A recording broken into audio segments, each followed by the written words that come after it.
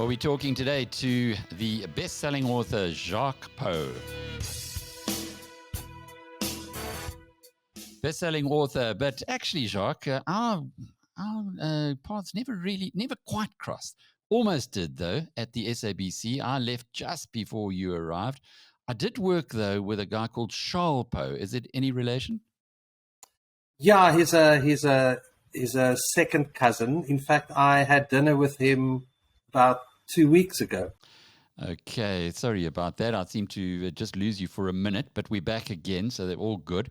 And we're talking to you from Riebeek Kasteel, which is in the Western Cape. When you decided to leave journalism in 2014, is that you kind of ended up there being a chef? Well, my wife and I came to Riebeek Kasteel in 2012, I think. And it's such a charming, beautiful little village, because I was living here and working in Cape Town, that we decided we wanted to live in Riebeek full time, because I also had a flat in Cape Town. And we then purchased a guest house and a restaurant, and I briefly became a chef. I'm not sure how successful I was, but I gave it my best.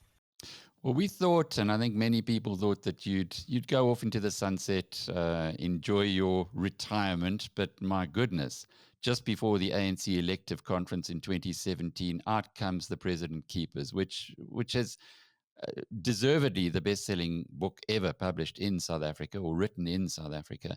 And it shook up South Africa. Just interestingly enough, I know you guys have referred to the Washington Post saying this could, or what they said, that this book could change South Africa. Do you think it did? You know, some people give the book credit for the demise of Jacob Zuma. I don't agree. I think it was only one of a couple of books at the time that put Zuma in a corner. It was also because of civic society. It was because of the public protector. So I think it contributed, but to call it the book that changed South Africa is, I don't think that's quite correct. The timing, though, you published at the end of October, the elective conference is mid-December. Did you plan it that way? Yes, we wanted to bring it out just before the elective conference. Basically because all the attention was then on the battle between Ramaphosa and Jacob Zuma. So it was planned to come out that time of the year. What we didn't plan, and that something we couldn't foresee, was the fact that Zuma's spy chief would try to ban the book, that the Revenue Service Commissioner Tom Moyane would take steps against me. And of course, you know, I've had fantastic publicists in my life, but I've never had a publicist like Arthur Fraser. He literally sold thousands and thousands and thousands of books. So I always say to people, it's not, I didn't sell that many copies because the book is so good. I sold that many copies because I had Arthur Fraser as a publicist. With this book, we didn't plan to bring it out now. You know, when I published the book, you know, cigarette manufacturer Adriano Mazzotti accused me of once again playing a political game and bringing it out now. We actually planned to publish this book in May, but then because of the constant applications by Chief Justice Zondo to postpone his final reports, the book only came out in November. It was supposed to have come out in May, but we had to wait for the final reports of the State Capture Commission. And this time round, you got perhaps an even better publicist. Yeah, you know, we knew beforehand that Malema was going to make some kind of a noise. And initially he made a big noise by saying to us we should remove the book from the shelves. Now, what is very peculiar in this case is we all know that Malema is not one to keep quiet. That, you know, Julius Malema is Julius Malema. He's the firebrand politician of our public life at the moment. So he threatened on Monday morning, I think it was the 11th of November. He threatened to take legal action against the book. He said we should remove it from the shelves. If not by 5 o'clock that Monday afternoon, he will consider all his legal options, including bringing an urgent application to ban the book. Since then, not a single word from Malema. So he obviously got legal advice just to keep quiet, let it go, sort of, play for time. The allegations will ultimately go away. But it is great publicity. And at the moment, many people are still going to the bookstores hoping that they can get it before it's removed from the shelves. But it seems like that's not a worry.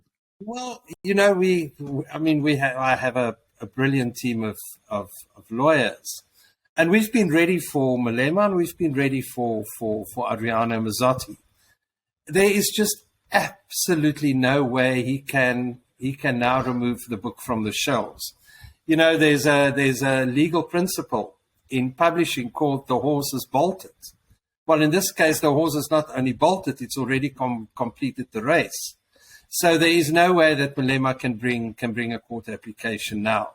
What I am surprised about is that he hasn't taken any other legal action. Why hasn't he sued for defamation? Why hasn't Floyd Shivambo sued for defamation? Why has Adriano Mazzotti not sued for defamation? Mazzotti has now threatened for years and years and years to sue me for defamation. This is his ideal opportunity, yet nobody is doing it, and we cannot quite understand why not. Jacques, when I spoke with Paul O'Sullivan ahead of the publication of his book, he said that he decided to self-publish because the lawyers were very tough on him. They didn't want him to publish certain things that he knew to be true, but they felt he couldn't prove in court. From your side, have you gone through a similar process? Is there, in other words, a heck of a lot behind the scenes that you would have liked to have also included in, and let's just mention the name of the book, because it's brilliant, Our Poisoned Land. We also need to just get an understanding of why you went with that name. But just the backstory here, was there more that you could have done if the lawyers hadn't intervened? Yeah, but I was so careful when I published this book. Now, in fact, the whole process started with the President's Keepers. I had the same team of lawyers. I had the same legal advice, whereby we had two attorneys who literally scrutinized every square centimeter of this book. We also took advice from a senior counsel. One of the dilemmas we sat with, and it was also a problem with the President's Keepers, is that I regard both books very much as a work of journalism. Even more, it's journalism in a book form. And in journalism, you have to give the other. It's a principle in our press code that you have to give the other side a right of reply, except in exceptional circumstances where it might lead to the banning or the removal of the publication. In this case, a book. So we decided with the President's Keepers that we cannot ask Zuma and Fraser and Moyani and all those people for comment, as they might try to ban the book, and we were right.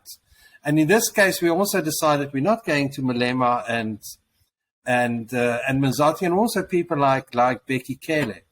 We're not going to ask them for comment because we might have the same problem once again. But yes, the legal process was enormous, and yeah, I've got some stuff in my drawer here that I would have loved to have published, but it was simply too risky.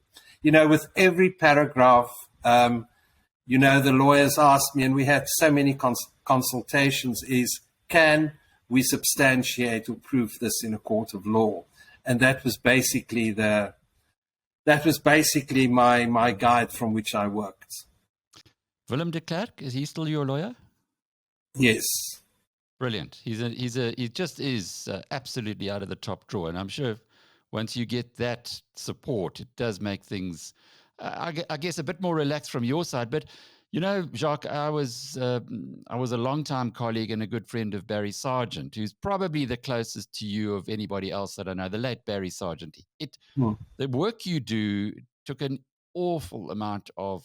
It hurt him a lot, and I think contributed to his early death. How do you handle this pressure? Well, this book was particular.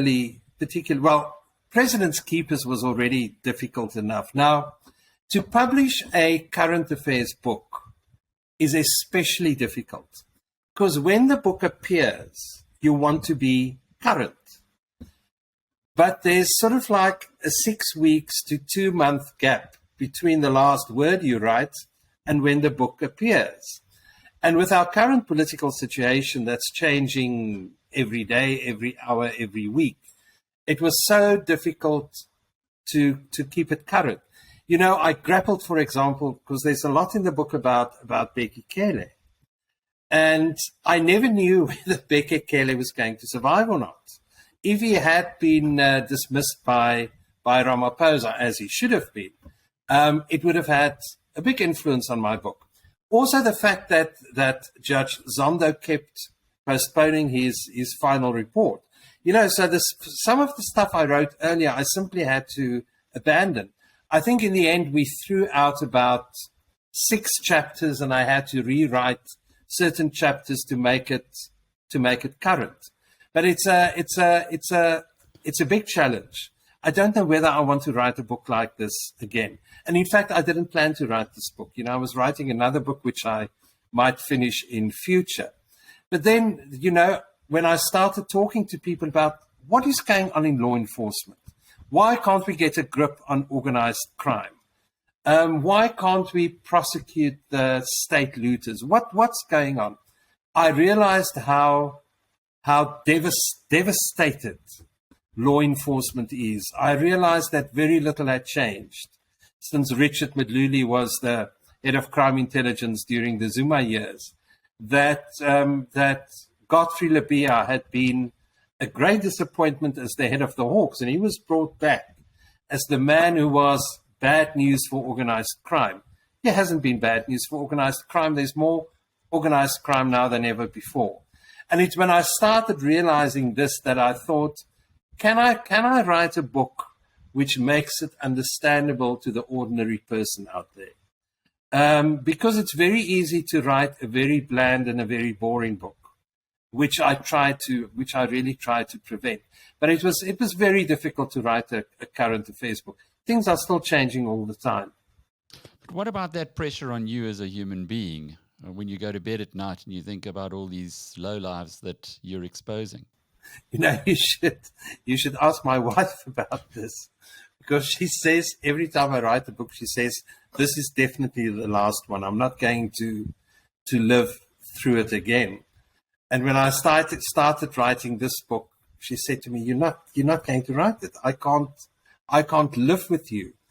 Because I start living in my own little world. You know, the outside world makes very little sense to me.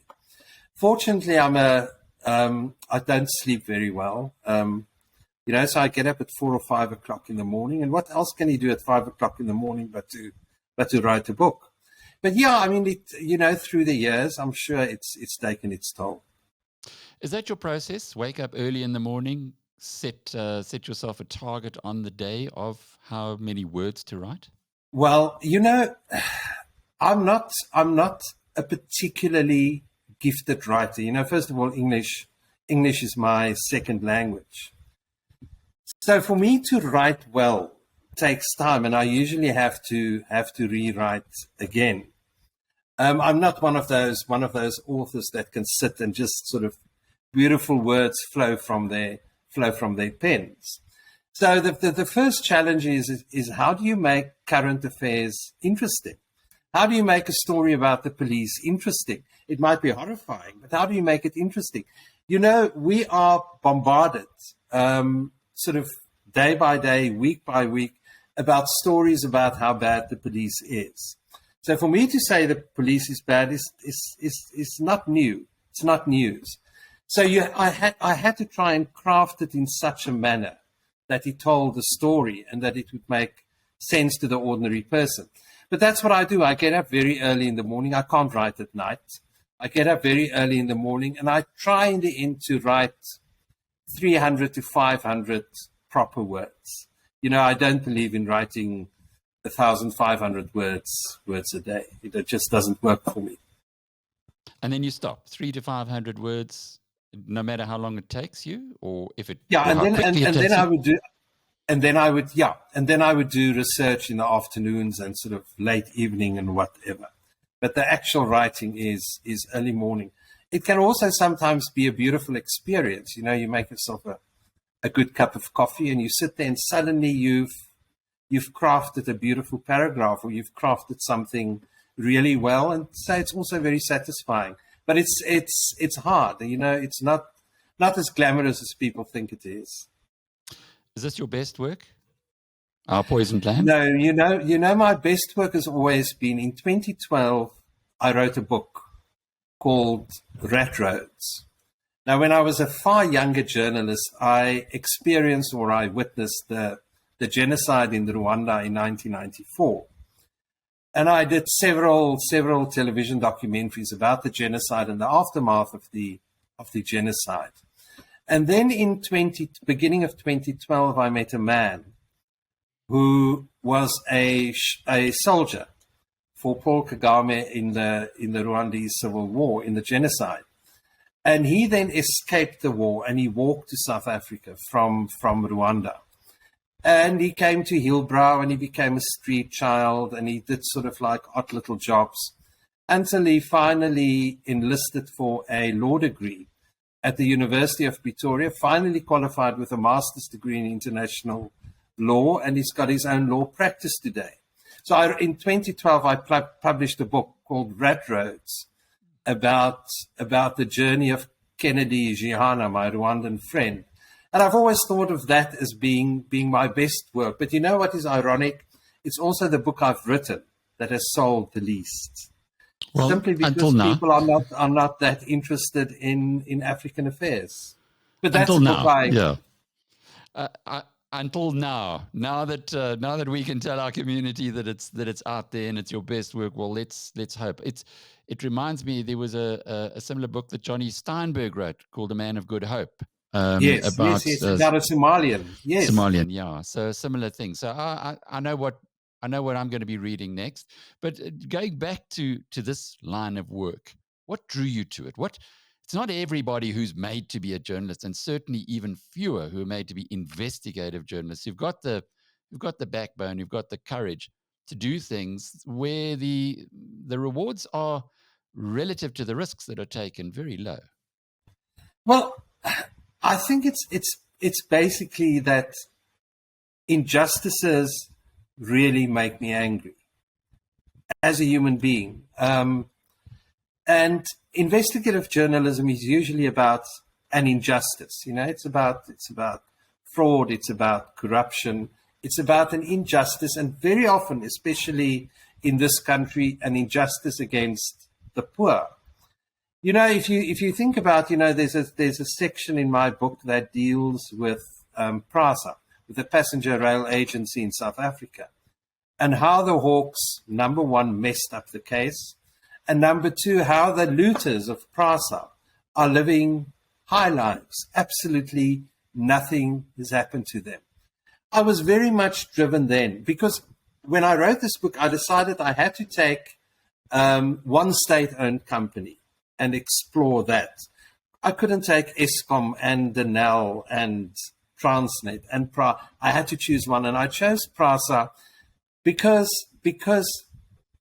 this was supposed to be billions of rands that was supposed to have reinvigorate our rail system. That it had to bring transport to poorer people. It had to be safe. It had to be cheap. It had to transport them between their places of work and home. And the money was simply stolen, blatantly stolen. Series of contracts that were unlawfully dished out to friends by Lucky Montana and Sifiso Buthelezi. These people are living a high life while the poorest of the poor are still struggling with transport. And it really infuriated me, and it really drove me to find out more and to go and look at who in the Hawks did the investigation. Why is it so messed up? What happened at PRASA? So I'm very much driven by injustices, as I think many journalists are.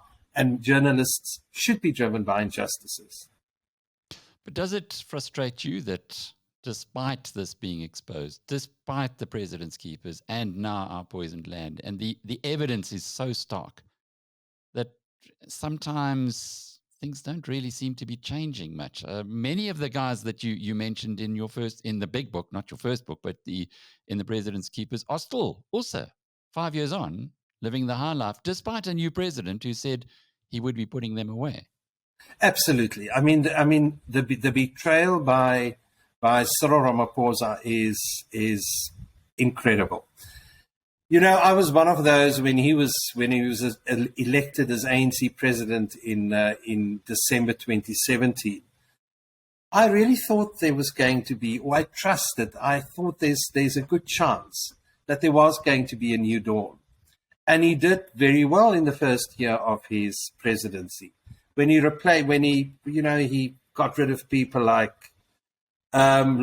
Sean Abrams left. He got rid of Fraser, although he sent him to correctional services. He fired Tom Moyane, he fired Jibai, he fired Mrwebi, set up the SARS Commission.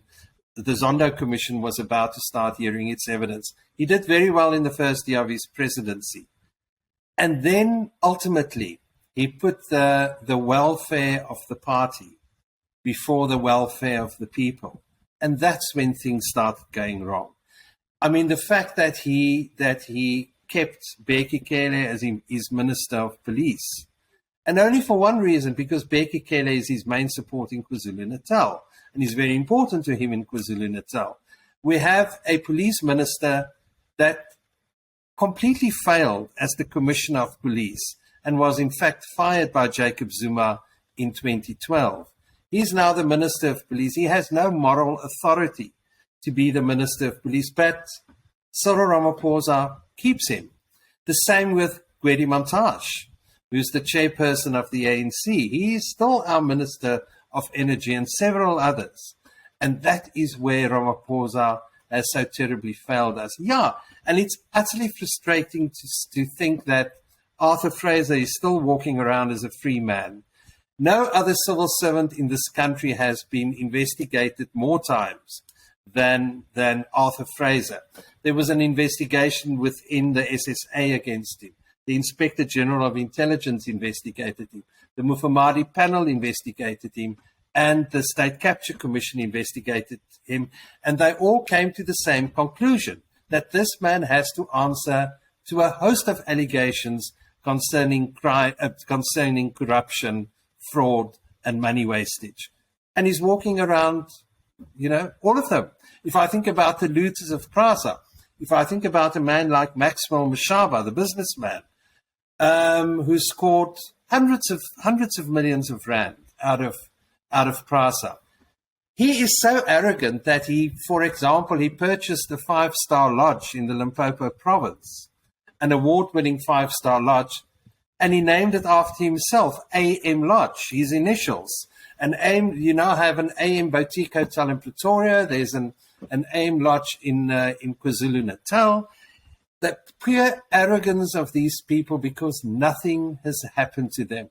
The Hawks had the evidence around PRASA already in 2015. It's now 7 years later. Nothing has happened. It's utterly frustrating. But let's just maybe end on a uplifting note. We do have a big election coming in 2024. There are those who believe that the Rainbow Coalition, in other words, the non-ANC EFF group, could get more than 50% of the vote. If that were to happen, you've given them a heck of a lot of evidence for their new police minister to put quite a few people behind bars. Absolutely. I mean, we have to look at 2024. 2024 might also see the rise of Julius Malema if the EFF becomes a kingmaker after a general election and the ANC fails to secure their 50 plus 1%, which is going to introduce another dimension in South Africa. Because there's a cell phone going. Because there is little evidence. Because there is enough evidence that Julius Malema wants to be the president of this country. He said it himself. He is power hungry, and this might give him an opportunity to enter government, maybe become a senior minister who knows the deputy president. So yeah, I mean, we're going to face other challenges if we have coalition government. But one thing is for certain: we cannot continue with an ANC government like we have at the moment. It's simply people are getting poorer. The crime rate is through the roof. Unemployment is rising, and there just doesn't seem to be any way out of this. Jacques, how are sales going on our poisoned land? I don't know. I only had the sales I saw some sales last Friday, which is a week back, because the sales also always lag with a week. Book sales in general is very bad at the moment. The book industry is not in a good state. I am the #1 bestseller, and I've sold 6 times more than the book who's in the second place. So I suppose it's going well. Thank you, Julius Malema. Jacques Pauw, best-selling author, and I'm Alec Hogg from BizNews.com.